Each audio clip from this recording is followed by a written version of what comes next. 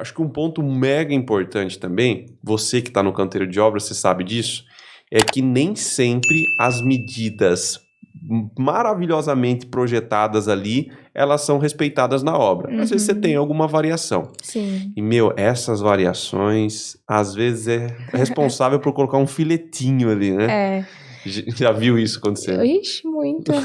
E fica feio, né? Porque aí o profissional tenta recortar um filetinho, às vezes acaba não saindo direito, fica lascadinho, tenta cobrir com rejunte, mas não fica legal. Então, uma coisa que eu tava até estudando de uma arquiteta, né, que eu sigo, que uma coisa, assim, vamos falar que é gambiarra? Vamos, não tem problema, é gambiarra mesmo, tem muita em obra. Muita gambiarra.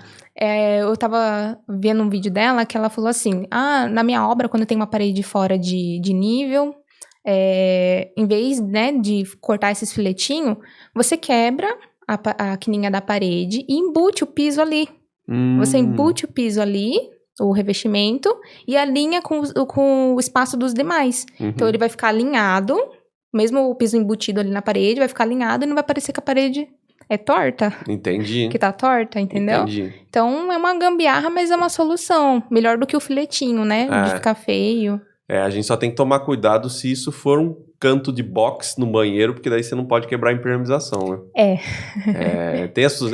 Tem N casos, né? É o problema da parede sair errada. Né? A consequência. Sim. Né? A consequência. Então, quanto mais melhor possível tiver, né? O profissional ter feito, o reboco, tudo mais, melhor. Claro. Por isso que é super importante que essas avaliações, essas correções sejam feitas antes de começar o serviço do revestimento. Sim. O cara deixa pra ver depois que a parede tá torta. A hora que vai colocar, exatamente, né? Exatamente. Bom, quando você vai começar a fazer uma paginação, qual que é a primeira coisa que você precisa? A gente estuda, se for paginação de piso, a gente estuda a paginação da planta, né? Planta baixa. Então, a gente vê onde tem a porta, onde começa a porta, né? Pra ver da onde que vai sair. A gente vê com o cliente também os móveis que ele vai colocar no local. Vai ter um sofá aqui, vai ter um aparador aqui. Esse espaço vai ser livre, né? Tipo, você abrindo a porta, o que você vai ver primeiramente, né? O que vai estar escondido, o que não vai. Pra gente ver onde a gente vai começar a paginação. Porque não necessariamente você precisa começar a paginação na hora que você entra na casa, né? Direto da porta. Então, isso depende muito. Agora, na paginação de azulejo, também depende, né? Porque tem a área do box, né? Que você, geralmente, hoje em dia, a pessoa coloca 2 azulejos ali, né? Na área do box, ela coloca um determinado azulejo, um azulejo trabalhado. Daí, no restante do banheiro, né? Atrás do lavatório, ela coloca outro azulejo para dar aquele diferencial. Então, o que eu, assim, faço, geralmente recomendo, é colocar o azulejo atrás do lavatório, subindo da pia. Porque ali é o que você tá vendo, né? Você entra ali no banheiro, você tá vendo o lavatório, você tá vendo ali. Então, vai ter recorte para baixo e pode ser que tenha um recorte ou outro para cima.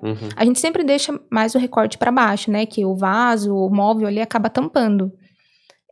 Mas, geralmente, quando é azulejo de lavatório, assim, banheiro, eu começo sempre da parte do móvel, do lavatório pra cima. Entendi. E tem a parte da questão do gesso também, né? Coloca o gesso primeiro ou coloca o revestimento primeiro? Isso é super importante, hein?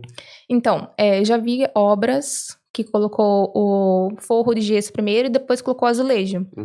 E acabou não encaixando muito bem. Aí falta um filetinho em cima, sabe? Fica aparecendo, aparece a tabica do gesso, ou aparece até o reboco, sabe? Então, geralmente, a gente coloca o azulejo primeiro, porque depois o forro vem e já acaba tampando, né? Já faz o recortinho ali, já faz o acabamento bonitinho e já morre certinho. Então, geralmente, o certo é colocar também... Super concordo. Nas minhas obras, por exemplo, a gente sempre coloca o revestimento primeiro para depois fazer o forro. Sim. Porque aí você fica com a tabica, se é um forro tabicado, né? Você fica com a tabica perfeita e ela em cima do revestimento. Sim, né? Exatamente. Agora, dica para você aí que é pedreiro, construtor, que tá me escutando aí, tá me assistindo, olha, na hora que você for assentar esse revestimento, antes do forro, detalhe, hein? Coloque bastante argamassa na parte de cima desse revestimento, porque assim, tem muita gente que fala assim, o forro vai pegar para baixo. Então o cara vai lá, trabalha com a argamassa, fica um restinho ali de cima de nada e ele assenta aquele revestimento.